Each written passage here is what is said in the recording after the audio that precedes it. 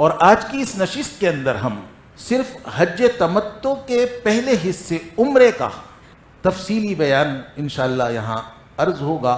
ہم یہاں جو مسائل عرض کرتے ہیں وہ سب کے سب مسائل وہ ہیں جو حنفی مسلک کے مطابق، جس دن آپ کی یہاں سے روانگی ہے اس دن آپ احرام باندھنے کی تیاری فرما لیں۔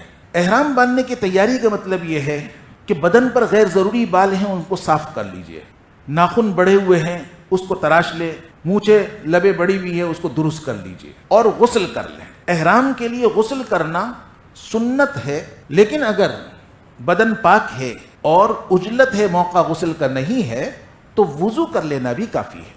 یہیں سے جو حجاج اکرام بال منڈوا کر جاتے ہیں یہ احرام کی تیاری کا حصہ نہیں ہے، اگرچہ بعض فقہا نے اس کو لکھا ہے، لیکن حدیث میں یہ حدیث باقاعدہ بعض فقہا نے ذکر فرمائی، جس کے اندر فرمایا کہ تم بالوں کے ساتھ وہاں جاؤ، بالوں کو جب وہاں کٹواؤ گے تو نامہ اعمال میں یہ بال بھی تلیں گے۔ تو اس واسطے ناخن وغیرہ بڑے ہوئے ہیں وہ درست کر لیجئے، اور اس کے بعد اب آپ کے پاس 2 چادریں ہوں گی 2.5 میٹر پونے 3 میٹر کی، ایک چادر آپ نے باندھنی ہے اور دوسری چادر دونوں موڑوں پر لے کر اوڑھنی ہے۔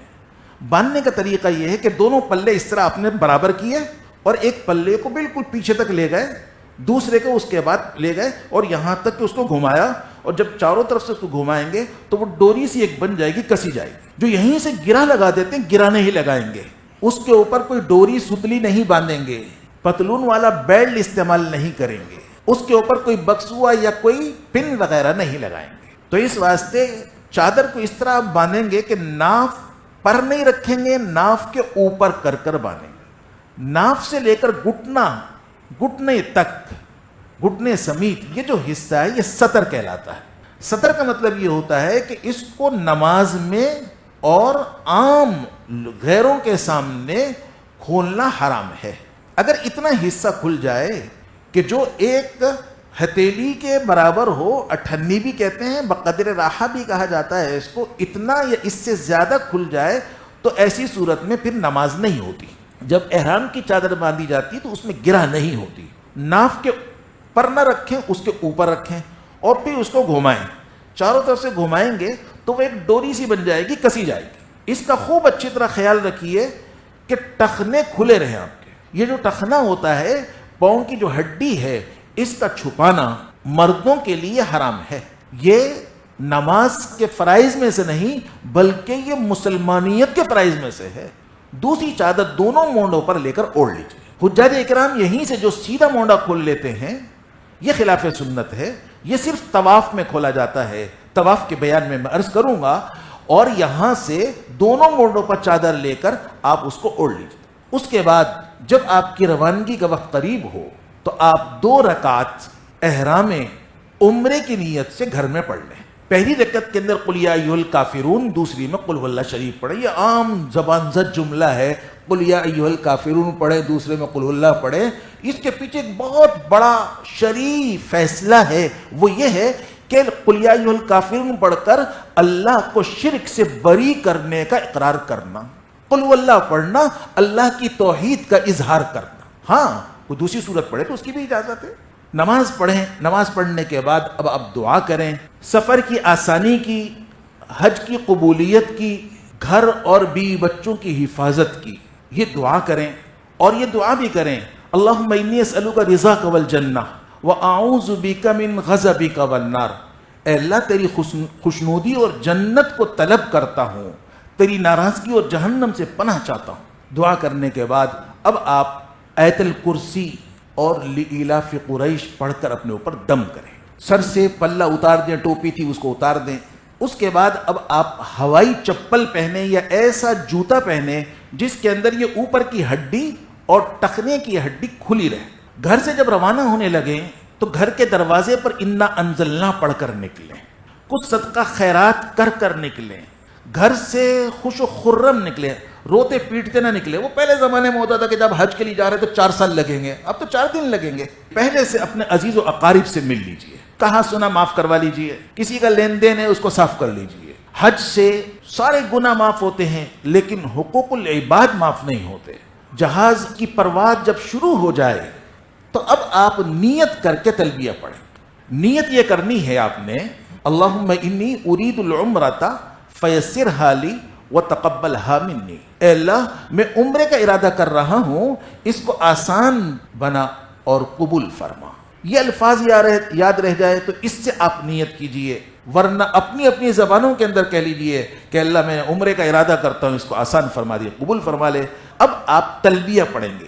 ایک مرتبہ تلبیہ پڑھنا ضروری ہے کیونکہ نیت عمل کے ساتھ ہوا کرتی ہے. تو حج کا عمل تلبیہ سے شروع ہوگا. لبیک اللہم لبیک لبیک لا شریک لک لبیک ان الحمد والنعمت لک والملک لا شریک لک. یہ تلبیہ کے الفاظ خوب اچھی طرح یاد فرما لیں. ایک مرتبہ تلبیہ پڑھنا زور سے ضروری ہے مردوں کے لیے. 3 دفعہ پڑھنا مسنون ہے. تو مسنون ہونے کا مطلب کیا ہوتا ہے؟ اس فرض کے اندر نورانیت کو بڑھا لینا. اور تلبیہ جب بھی پڑھیں تو اس کے بعد درود شریف بھی پڑھیں. خواتین بھی اسی طرح احرام باندھیں گی، لیکن ان کا طریقہ یہ ہوگا غسل وغیرہ کرنے کے بعد وہ سلے ہوئے کپڑے پہنیں. جس رنگ کے چاہے وہ سلے ہوئے کپڑے پہن لیں، اور پھر کوئی عبا ڈھیلا ڈھالا برقع پہن لیں، سر پر ایک رومال باندھ لیں. اور اگر پاک حالت کے اندر ہیں تو 2 رکعتیں وہ بھی پڑھیں. اسی طرح جیسے کہ میں نے عرض کیا مرد پڑھتے ہیں اس طرح وہ پڑھیں. اگر پاک حالت میں نہیں ہے تو غسل وغیرہ وہ بھی کریں، لیکن نماز نہ پڑھیں. اور جہاز میں بیٹھنے کے بعد قبلے کی طرف منہ کر کے بیٹھ جائیں اور یہاں بیٹھ کر پہلے کلمہ طیبہ پڑھیں، اس کے بعد نیت کر کے تلبیہ یہ بھی پڑھیں. خواتین آہستہ آواز میں پڑھیں. اس کے بعد یہ احرام بن گیا. احرام کی پابندیاں شروع ہو گئی. احرام کی پابندی مردوں کے لیے لگ گئی کہ کسی قسم کا کوئی سلا ہوا کپڑا نہیں پہنے. خواتین سلے ہوئے کپڑے پہنیں گی. اسی طرح ایک پابندی یہ لگ گئی کہ مرد کا دن اور رات ہر وقت سر اور چہرہ کھلا رہے گا. خواتین کا میں نے عرض کیا کہ سر پر تو وہ رومال باندھیں گی، چہرہ ان کا کھلا رہے گا. لیکن کھلا رہنے کا ہرگز یہ مطلب نہیں کہ پردہ نہیں کریں گی. پردہ کرنا ان کے لیے یہاں بھی ضروری ہے، وہاں زیادہ ضروری ہے. تو اس واسطے ان کو چاہیے کہ سر پر کوئی ہیڈ وغیرہ لگا کر نقاب لٹکا لیں. جب مردوں کا سامنا ہو تو نقاب لٹکا لیں، ورنہ نقاب کو اوپر ڈال لیں. چہرہ ان کا کھلا رہنے کا مطلب یہ ہے کہ چہرے سے کپڑا مس نہ کرے، چہرے سے کپڑا لگے نہیں.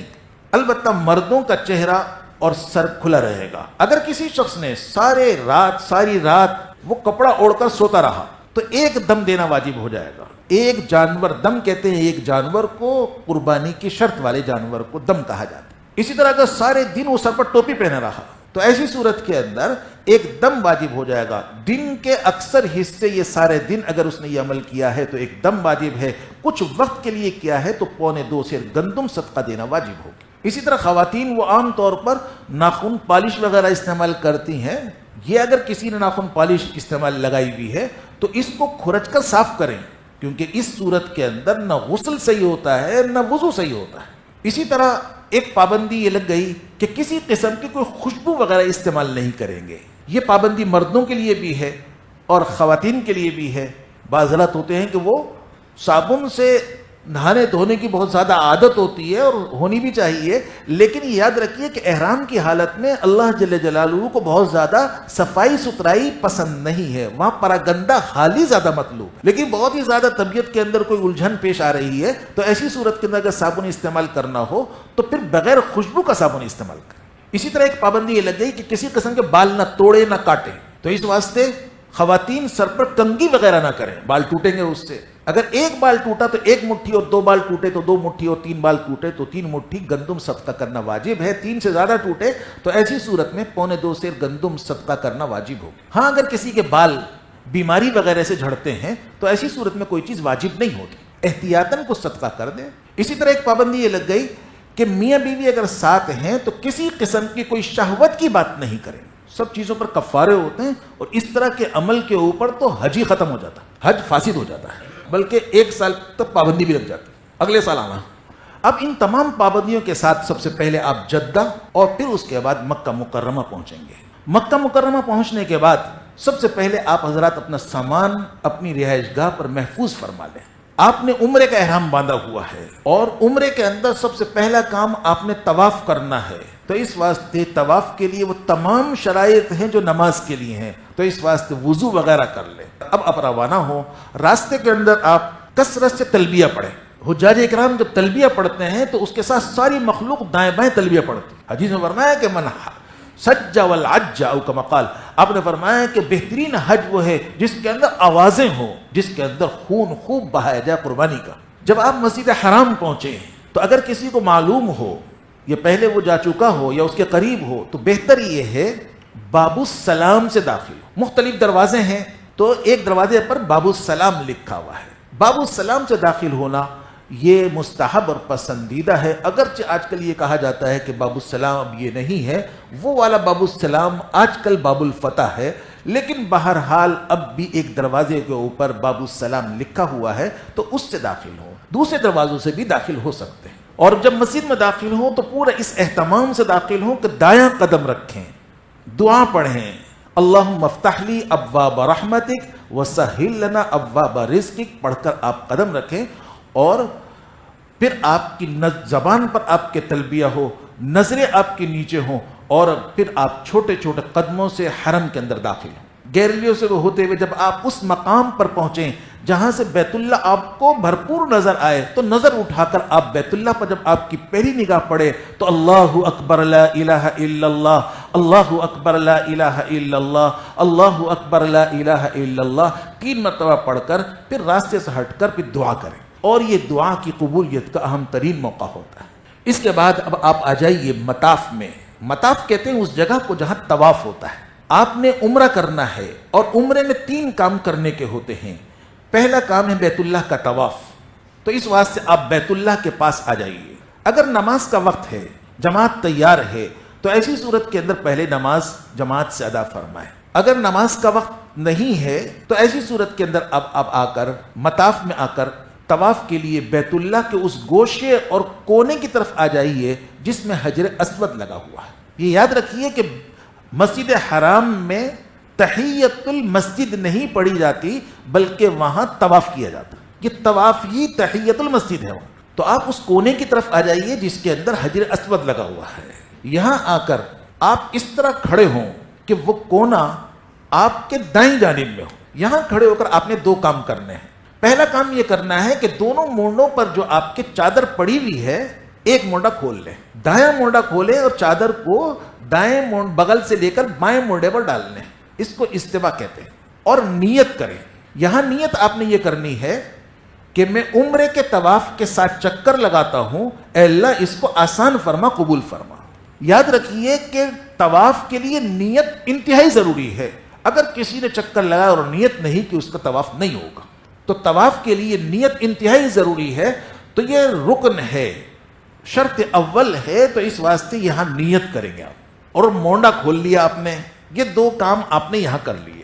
اس کے بعد اب بالکل آپ اس سیدھ میں آ جائیے جہاں حجر اسود لگا ہوا، ابھی آپ نے اس کو اپنے دائیں جانب میں رکھا تھا، یہاں کھڑے تھے، اب بالکل سیدھ میں آ گئے، بیت اللہ کی طرف آپ کا منہ ہے، حجر اسود بالکل آپ کے سامنے ہے، تو یہاں کھڑے ہو کر آپ نے 2 کام یہاں بھی کرنے ہیں۔ ایک ہے استقبال، دوسرا ہے استلام۔ استقبال کا مطلب یہ ہوتا ہے کہ کانوں تک اس طرح ہاتھ اٹھائیں جیسے نماز میں تکبیر تحریمہ میں ہاتھ اٹھاتے ہیں، بسم اللہ اللہ اکبر لا الہ الا اللہ وللہ الحمد والصلاۃ والسلام علی رسول اللہ کہہ کر ہاتھوں کو چھوڑ دیں۔ حجاج اکرام اس میں بہت غلطی کرتے ہیں، یہ آپ کا استقبال ہو گیا۔ اس کے بعد آپ نے کرنا استلام۔ استلام کے مختلف طریقے ہیں، لیکن آج آپ استلام اس طرح کریں کہ دور سے اشارہ کریں، اس طرح بسم اللہ اللہ اکبر کہہ کر یوں اشارہ کریں گویا کہ حجر اسود پر ہاتھ لگا رہے ہیں، تو اشارہ کریں بسم اللہ اللہ اکبر کہہ کر ہاتھوں کو چوم لیں، یہ استلام ہو گیا۔ اب یہ کرنے کے بعد یوں کھڑے ہوئے آپ یوں ہی دایاں قدم موڑیں اور طواف شروع کر دیں۔ یاد رکھیے کہ طواف میں 7 چکر ہوتے ہیں اور ہر چکر حجر اسود والے کونے سے شروع ہوتا ہے، حجر اسود والے کونے پر ختم ہوتا ہے۔ آپ کر رہے ہیں عمرے کا طواف، اس کے اندر اس کا خیال رکھیے کہ مرد پہلے 3 چکروں میں رمل کریں گے۔ رمل کا مطلب یہ ہوتا ہے کہ ایڑی اٹھا کر پنجوں کے بل سینہ نکال کر ذرا ہاتھ مونڈے ہلاتے ہوئے پہلوانوں کی طرح اکڑ کر چلنا۔ 4 چکر اطمینان سے کریں گے، خواتین 7 چکر اطمینان سے کریں گی۔ حجر اسود والے کونے کے پاس جب آپ آئیں تو جب یہاں سے گزرے چلتے چلتے استلام کریں، بسم اللہ اللہ اکبر، گھوم رہے چلتے چلتے بسم اللہ اللہ اکبر کہہ کر چوم لیں۔ حجر اسود والے کونے سے پہلے کونا رکن یمانی کہلاتا ہے. رکن یمانی اس کا بھی استلام کیا جاتا ہے. حضور اکرم صلی اللہ علیہ وسلم بڑا اہتمام فرماتے ہیں اس کے استلام کا. صحابہ نے عرض کیا کہ رسول اللہ آپ بہت اس کا استلام کرتے ہیں. آپ نے فرمایا کہ جب یہاں سے گزرتا ہوں تو یہاں حضرت جبریل کھڑے ہوئے ہوتے ہیں, جو اس کا استلام کرتا ہے اس کے لیے دعائے مغفرت کرتے ہیں. کہ اس کا طریقہ استلام کا یہ ہوتا ہے, چل رہے ہیں رکن یمانی کے یوں کریں گے, دونوں ہاتھ لگائیں گے, یوں جا رہے ہیں یوں لگا دونوں ہاتھ لگائیں گے, یا دایاں ہاتھ لگائیں گے, بایاں الٹا ہاتھ نہیں لگائیں گے, دور سے اشارہ نہیں کریں گے, ہاتھوں کو چومیں گے نہیں. لیکن یاد رکھیے کہ رکن یمانی پر اسی طرح حجر اسود پر لوگوں نے خوشبو ڈال رکھی ہوتی ہے, اور آج ہیں آپ احرام کی حالت میں, تو احرام کی وجہ سے خوشبو آپ کے لیے منع ہے. تو اس واسطے وہاں سے جب آپ گزرے تو موقع بھی ملے تو بھی ہاتھ نہ لگائیں, بلکہ وہاں سے گزرتے ہوئے ربنا آتنا فی الدنیا حسنہ وفی الآخرۃ حسنہ وقنا عذاب النار کہتے ہوئے گزر جائیں. یہ دعا یاد ضرور کر لیجیے. طواف کے اندر اس کا بھی خیال رکھیے کہ عام طور پر حجاج اکرام وہ اس کی دیوار سے ہاتھ لگا رہے ہیں, پردے سے ادھر ادھر, یہ سب ادب کے خلاف. اسی طرح طواف کے دوران بیت اللہ کو نہیں دیکھیں گے. بیت اللہ کو صرف آپ حجر اسود کا استلام کرتے ہوئے دیکھیں گے, دوران طواف نہیں دیکھیں گے. یہی وجہ ہے کہ بعض فقہا کے نزدیک تو اگر کوئی دوران طواف بیت اللہ کو دیکھتا ہے اس کا طواف بھی ختم ہو جاتا ہے. ہمارے ہاں ختم تو نہیں ہوتا, لیکن بیت بھی ضرور ہے. جب 7واں چکر آپ کا مکمل ہو جائے تو اس کے بعد آپ 8ویں مرتبہ استلام کریں. بیچ کے جو استلام کیے چلتے چلتے کیا آپ نے, لیکن پہلا اور آخری کھڑے ہو کر کریں گے. پہلا اور آخری یہ سنت مؤکدہ ہے. یہ آپ کا عمرے کا پہلا کام مکمل ہوا, بیت اللہ کا طواف.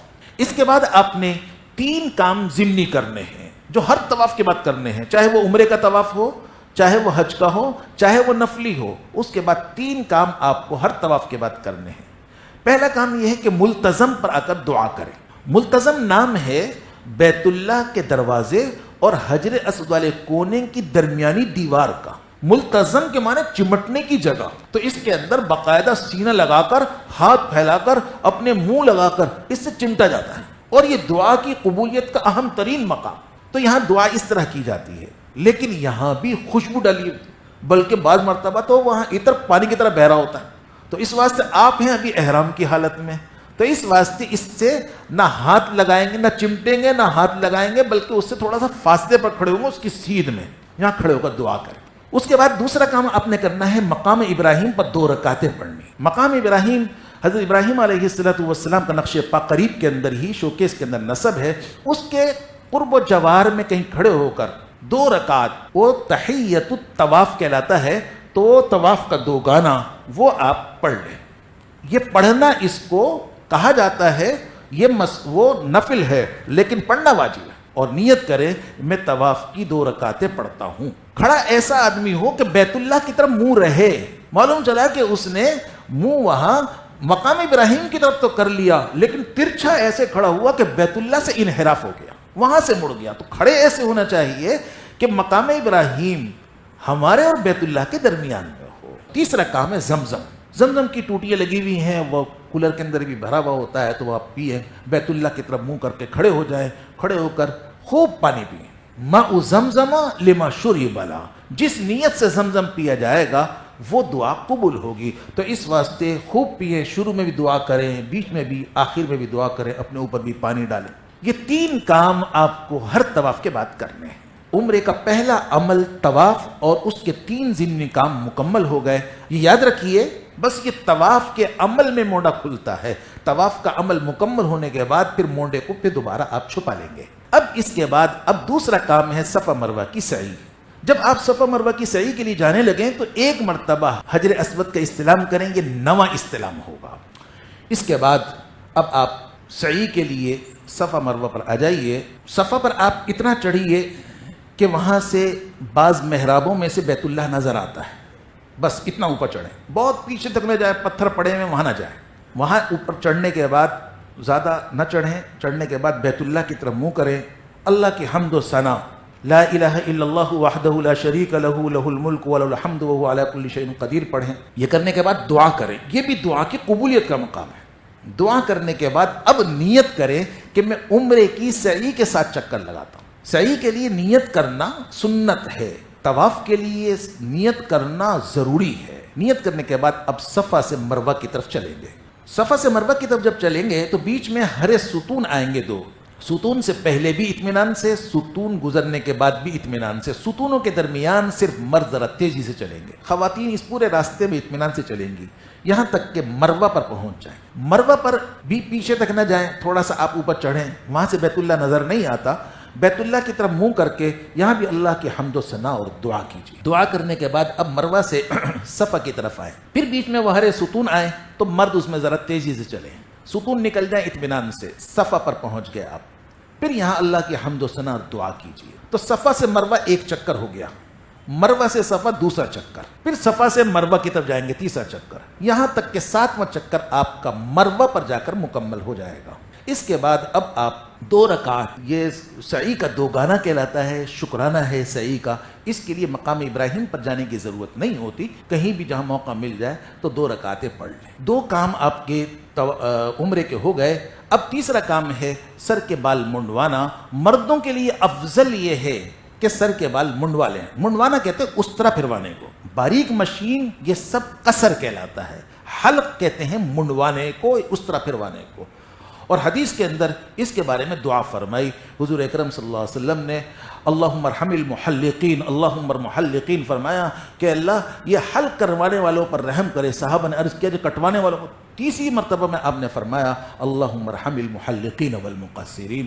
تو اس واسطے افضل یہ ہے مردوں کے لیے سر کے بال منڈوا لیں. خواتین کے لیے متعین ہے کٹوانا, لیکن اس کے اندر غلطی عام طور پر کی جاتی ہے. تو اس واسطے اس کو سمجھ لیجئے کہ عام طور پر وہاں خواتین لوگوں کو دیکھا دیکھی چوٹی کی ایک لٹ پکڑ کر ایک اس کے معمولی سے بال پکڑ کر کاٹ لیتی ہیں, سمجھتی ہیں کہ صاحب یہ واجب ادا ہو گیا. یاد رکھیے اس طرح واجب ادا نہیں ہوتا. سر کے 1/4 حصے کے بالوں میں سے ایک پورے کے برابر بال کٹوانا یہ واجب ہے. لیکن وہاں ایک اور مسئلہ بھی پیش آتا ہے. اگر کسی نے اپنے ناخن کاٹ لیے بال کٹوانے سے پہلے اور ایک ہاتھ کی 5 انگلیوں کے ناخن کاٹے تو ایک دم دینا واجب ہو جائے گا. اگر مونچھیں کاٹی تو صدقہ دینا واجب ہوگا. تو اس واسطے جب تک بال نہ کٹ جائیں اس وقت تک اپنے بال یا ناخن وغیرہ نہ کاٹیں. بہرحال یہ عمرے کا طریقہ میں نے عرض کیا. جب آپ عمرے سے فارغ ہو گئے سلے ہوئے کپڑے پہن لیجئے. جب تک آپ مکہ مکرمہ میں ہیں تو کوشش کیجئے کثرت سے نفلی طواف کریں. اس کے لیے احرام شرط نہیں, اس کے پہلے 3 چکروں کے اندر رمل نہیں, 7 چکروں کے بعد صفا مروہ کی سعی نہیں. اس کا آسان سا طریقہ ہے, آپ آ جائیے حجر اسود والے کونے کے پاس اور یہاں آ کر حجر اسود والا کونا اپنی دائیں جانب میں رکھیے, یہاں نیت کر لیں. طواف کے لیے میں نے عرض کیا نیت کرنا ضروری ہے کہ نیت کریں کہ میں طواف کے 7 چکر لگاتا ہوں, اے اللہ اس کو آسان فرما, قبول فرما. یہ نیت کریں اور اس کے بعد بالکل حجر اسود والے کونے کی سیدھ میں آ جائیے. اگر آج آپ کو موقع ملتا ہے تو حجر اسود کو آپ ہاتھ لگائیے اور ہاتھوں کو چومیے. یہ اللہ تعالیٰ آسان فرمائے, قبول فرمائے. وآخر دعوانا الحمدللہ رب العالمین. دعا فرما لیں.